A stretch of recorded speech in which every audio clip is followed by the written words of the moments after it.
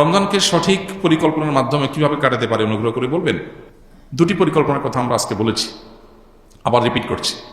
Number 1, mobile phone নিয়ন্ত্রণ করে ফেলেন।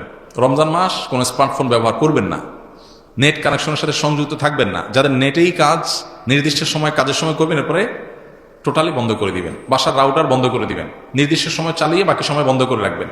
ডিসিশন নেন, দেখবেন আপনার রমাদানের অন্য 10টা 20টা প্রস্তুতির চেয়ে এই একটা প্রস্তুতি আপনার রমাদানকে অনেক বেশি অর্থবহ করে দিবে ইনশাআল্লাহ।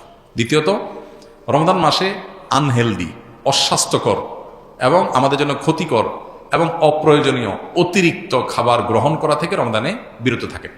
দুইটা জিনিস, এই দুইটা জিনিস যদি সঠিকভাবে করেন, আমার বিশ্বাস আপনার রমাদানকে আপনি অনেক সুন্দরভাবে কাটাতে পারবেন। এবার বন্দিগীতে আপনি স্বাদ পাবেন, তৃপ্তি পাবেন, স্পিরিচুয়াল যে আধ্যাত্মিক যে একটা প্রেরণা, শক্তি, এটা পাবেন।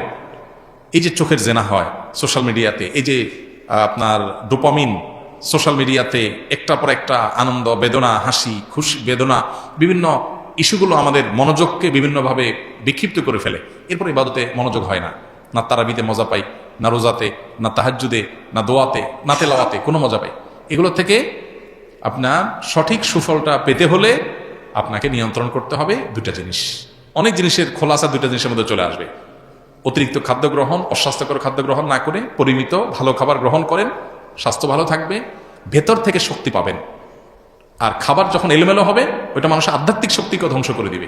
এবং তার সাথে মোবাইল ফোনের নিয়ন্ত্রণ, এই দুইটা জিনিস ডিসিশন নেন এবং আপনি লিখে রাখেন, ইনশাআল্লাহ হবে ইদনিল্লাহ আপনার জীবনের শ্রেষ্ঠ রমজান আপনি কাটাতে পারবেন এই দুইটা প্ল্যান করার মাধ্যমে। আল্লাহ আমাদেরকে তৌফিক দান করুন, হিম্মত লাগে এটার জন্য, সৎসাহস লাগে।